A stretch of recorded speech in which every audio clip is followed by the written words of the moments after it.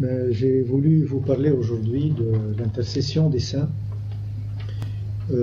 C'est un sujet qui est très important, même si on n'en parle pas, même si certains le mettent en marge de l'importance. Mais c'est un sujet très important qui divise pas mal des chrétiens. Vous savez qu'il y a des chrétiens, dont les protestants, qui ne croient pas en l'intercession des saints, notamment en l'intercession de la Vierge Marie. Donc j'ai voulu clarifier le sujet, et voici ce papier que nous allons essayer de lire ensemble et de commenter. Donc intercéder signifie intervenir en faveur de quelqu'un. Nous croyons à l'intercession ou médiation des saints comme une vérité voulue et révélée par l'Évangile. Dans notre credo, nous parlons de l'intercession des saints. C'est une des raisons pour lesquelles j'ai voulu mettre au clair ce sujet-là. Certains nient cette intercession en s'appuyant sur les paroles de Paul qui dit « Dieu est unique. Unique aussi le médiateur ou l'intercesseur entre Dieu et les hommes, le Christ Jésus, homme lui-même qui s'est livré en rançon pour tous. » 1 Timothée 2, 5 à 6. Ainsi, la toute-puissante médiation du Christ est due à son sacrifice. Il s'est livré en rançon pour tous. Le pouvoir d'intercession des saints s'enracine dans leur sacrifice pour la cause du Christ. Achevant ainsi la mission du Christ, Paul dit en effet: je complète en mon corps ce qui manque à la passion du Christ pour son corps qui est l'Église. Colossiens 1, 24. Ça pourrait nous paraître drôle que quelque chose manque à la passion du Christ. Ce qui manque, c'est notre contribution. Et Paul le dit, j'achève en mon corps ce qui manque à la passion du Christ, ou bien aux souffrances du Christ, si vous voulez. De même, le vieux Siméon prédit à la Vierge Marie. Celui-ci, Jésus, celui-ci est établi pour amener la chute et la résurrection d'un grand nombre en Israël. Et toi aussi, un glaive te transpercera l'âme pour que soient révélées les pensées d'un grand nombre. Pour dévoiler les pensées secrètes d'un grand nombre. L'intercession des saints est donc due à leur compassion aux souffrances du Christ. Paul achève dans son corps, par la souffrance, par la difficulté de l'évangélisation, par les persécutions dont il a été l'objet, il achève en son corps ce qui manque à la passion du Christ. Et la Vierge, toi aussi, un glaive te transpercera l'âme, parce qu'elle l'a vu mourir. Que toute mère puisse penser de voir accrocher son fils. Que tout père pense voir son fils subir des souffrances. L'intercession des saints est donc due à leur compassion aux souffrances du Christ. Ceux qui nient l'intercession des saints ne manquent pas d'intercéder eux-mêmes pour les autres. Pour être logique avec eux-mêmes, ils devraient cesser de prier pour autrui. C'est clair. Toutefois, Paul nous pousse à intercéder pour tous. Il écrit en effet à Timothée: je recommande donc, avant tout, qu'on fasse des demandes, des prières, des supplications, des remerciements ou actions de grâce pour tous les hommes, pour les rois et tous les dépositaires de l'autorité. Voilà ce qui est bon et ce qui plaît à Dieu notre Sauveur. Voilà ce qui est bon et ce qui plaît à Dieu. L'intercession plaît à Dieu. Paul prie Timothée et les croyants eux-mêmes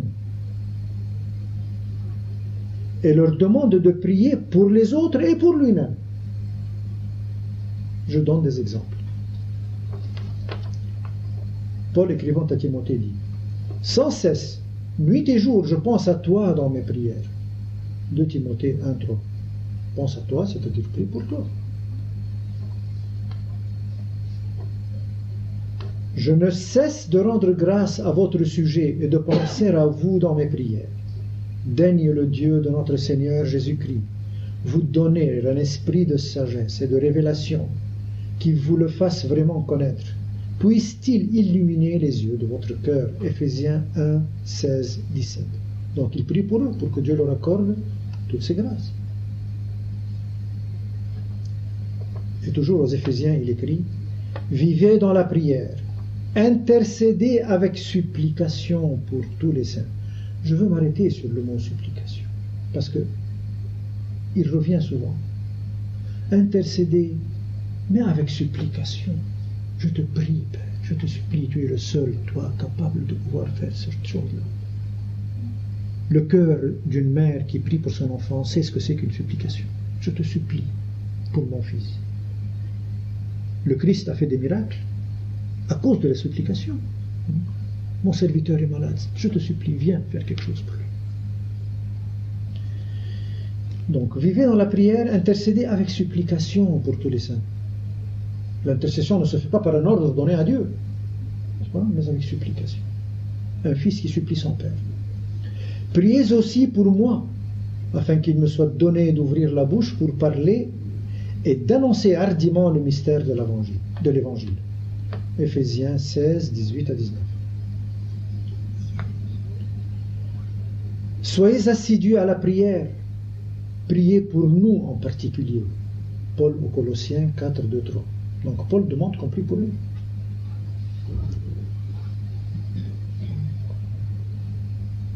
Il dit aux Corinthiens: leur prière, la prière de ceux qui prient pour vous, leur prière pour vous manifeste la tendresse qu'ils vous portent. 2 Corinthiens 9, 14. Donc prier pour quelqu'un, c'est manifester la tendresse, l'amour. On ne peut pas aimer sans intercéder. Je ne peux pas voir quelqu'un que j'aime se perdre sans courir vers le Père.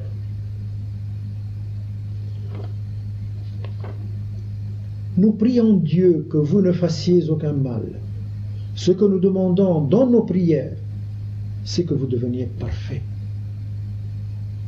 2 Corinthiens 13, 7 à 9. Je rends grâce à mon Dieu dans toutes mes prières pour vous tous, prières que je fais avec joie. Aux Philippiens 1, 3, 4. Et voici ma prière, que votre charité, croissant toujours de plus en plus, s'épanche en cette vraie science, etc. Philippiens 1, 9. Donc c'est toujours Paul qui prie pour les autres et qui leur demande aussi de prier pour lui, mais toujours avec supplication auprès du Père et auprès du Christ, bien entendu. Les apôtres Jacques et Jean recommandent aussi l'intercession. Voici ce que Jacques dit: confessez donc vos péchés les uns aux autres et priez les uns pour les autres afin que vous soyez guéris. La supplication fervente du juste a beaucoup de puissance. Donc de nouveau cette supplication, la supplication fervente auprès du Père, la supplication fervente du juste a beaucoup de puissance. À méditer ces mots-là, ça nous sanctifie. La supplication nous approche du Père. Et ça nous explique comment l'approcher et comment prier pour nos frères, pour tout le monde. Et Jean dit: quelqu'un voit-il son frère commettre un péché qui ne va pas à la mort? Qu'il prie, et il lui donnera la vie. 1 Jean 5, 16. On nous invite à prier pour tous les hommes. Mais est-ce qu'on doit prier pour les hommes mauvais? La réponse, c'est Saint Jean qui la donne dans sa lettre, le verset que nous venons de lire là. Quelqu'un voit-il son frère commettre un péché qui ne va pas à la mort? Qu'il prie et il lui donnera la vie. Et le texte continue d'ailleurs dans cette lettre, la première lettre de Jean. Je ne parle pas du péché qui mène à la mort. Pour celui-là, je ne demande pas qu'on prie. n'est-ce pas? C'est ce que Dieu avait dit à Jérémie quand il priait pour le peuple. Il lui dit, ne prie pas pour ce peuple, c'est fini. Et n'intercède pas pour eux. Donc ici, moi je parle de l'intercession dans le Nouveau Testament.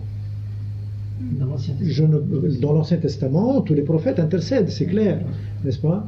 Mais, c'est-à-dire ceux qui nient l'intercession, ou les chrétiens, certains chrétiens qui nient l'intercession aujourd'hui, si vous leur parlez de l'intercession dans l'Ancien Testament, ils vont vous rétorquer, oui, mais ça se passait avant la venue du Christ.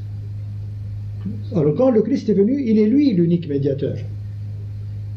Alors là, dans ce texte-là, je réponds à cet argument-là, que le Christ est l'unique médiateur. Ce qui est un fait aujourd'hui. Dans le passé, n'est-ce pas, dans le peuple hébreu, les prophètes intercédaient, et puis tout le monde priait enfin les uns pour les autres. Alors, dans la conception de certains chrétiens, une fois que le Christ est venu, il est lui l'unique médiateur entre Dieu et les hommes, l'unique intercesseur. Alors, c'est à cet argument que je réponds. Mais l'intercession dans l'Ancien Testament est abondante. Oui, parce qu'avant c'était normalement les gens qui allaient vers les prêtres, et c'est les prêtres qui offraient oui, un sacrifice, etc. Je continue la lecture du texte. L'intercession se fait soit auprès du Christ Jésus, soit directement auprès du Père lui-même à cause de notre foi en Jésus. Ainsi, le fait que Jésus soit l'unique médiateur n'empêche pas l'intercession auprès de lui pour les autres. Et lui intercédera auprès du Père pour nous. Mieux encore, le Christ obtient à ses fidèles d'intercéder eux-mêmes directement auprès du Père, à cause de l'amour qu'ils lui portent. À cause de l'amour qu'ils portent au Christ, ils peuvent s'approcher du Père. Ceci ressort clairement des paroles de Jésus qui dit « En vérité, je vous le dis, ce que vous demanderez au Père, intercession directe donc auprès du Père, en mon nom, il vous l'accordera. Ce que vous demanderez au Père, en mon nom, il vous l'accordera. Donc il y a un lien direct entre le fidèle et le Père, mais au nom de Christ. Jean 15, 16. Jésus obtient aussi non seulement de pouvoir intercéder directement auprès du Père, mais leur révèle qu'en croyant en lui, en croyant en Jésus, il n'aura même plus à intercéder pour eux. Jésus n'aura plus à intercéder pour eux. Il dit en effet, ce jour-là, vous demanderez en mon nom, et je ne vous dis pas que je prierai le Père pour vous, car le Père lui-même vous aime parce que vous m'aimez. Alors vous pouvez approcher le Père. Mais c'est parce que vous m'aimez. C'est clair. Plus clair que ça. Mais je ne vous dis pas que je prierai le Père. Il a ouvert la porte. C'est sûr. C'est sûr. Il nous a menés au Père. Je voyais comme dans une vision Jésus venir prendre un ami, c'est nous l'ami. Viens avec moi. Il l'emmène au Père. Et c'est fini, la porte est ouverte auprès du Père. Mais si cet ami résiste et ne veut pas y aller, ne fait pas confiance à celui qui vient pour le prendre, il ne peut plus rien faire. En fait, c'est pleinement notre rôle de fils. Oui. Oui, c'est pour ça, à tous ceux qui croient en son nom, il leur a donné de devenir fils de Dieu, enfants de Dieu, n'est-ce pas, dans l'évangile de Jean, au début, premier chapitre. Ça se rejoint. L'intercession des saints est l'expression d'un amour et d'une solidarité indéfectible, appelée la communion des saints. Oui, cette solidarité, c'est la communion des saints. Prier, supplier le Père, intercéder les uns pour les autres, signifie s'aimer et être un dans le Christ. Un pour tous, tous pour un. Jésus pria ardemment pour cette union. Jean 17, 21, où il dit Père qu'il soit un. Amour, solidarité, compréhension, compassion mènent inévitablement à la supplication dans l'intercession. Jacques 5, 16. Voilà ce qui est bon et ce qui plaît à Dieu, notre Sauveur. De nouveau, je mentionne ce verset. 1 Timothée 2, 1 à 4. Que de mères, que de pères ont sauvé leurs enfants par leurs larmes déposées auprès du Père. Nous pensions aujourd'hui justement à Sainte Monique, qui a tellement prié avec ardeur, n'est-ce pas, pour son fils Augustin. Et quand elle a été voir l'évêque Ambroise pour le supplier de prier pour elle, pour son fils, elle a été en larmes. Il lui a dit: mais le fils de telle larme ne peut pas périr.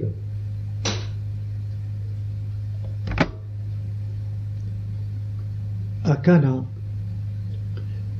la Vierge Marie intervint auprès de Jésus pour qu'il changeât l'eau en vin.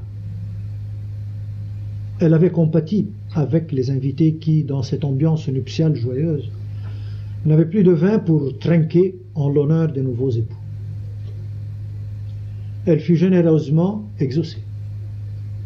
Jésus ayant accepté de changer le plan divin en dévançant son heure. Il lui avait dit: mon heure n'est pas venue, mais il a dévancé son heure. Jean 2, 1 à 11. Marie intercède à plus forte raison quand les circonstances sont pénibles pour les siens. Si elle est intervenue dans la joie, à plus forte raison, elle va intervenir dans la tristesse. Elle compatit avec eux, ressent leur douleur, justifie leur situation et obtient toujours ce qui leur convient. Elle est la compatissante intercession. Le Père et le Messie ne lui refusent rien, puisque ce qu'elle demande va toujours dans le sens de l'Esprit Saint. On peut encore beaucoup dire et beaucoup écrire en faveur de l'intercession des saints. Ce qui est expliqué ici suffit pour éclairer un cœur pur qui recherche avec détachement, sans contention ni fanatisme, la seule et unique vérité. Rappelons enfin que Jésus dit aimablement à tous ceux qui n'ont jamais rien demandé au Père, ni intercédé pour personne: ce que vous demanderez au Père en mon nom, il vous le donnera. Jusqu'ici, vous n'avez rien demandé en mon nom. Demandez et vous recevrez, et votre joie sera parfaite. Jean 16, 23 à 24.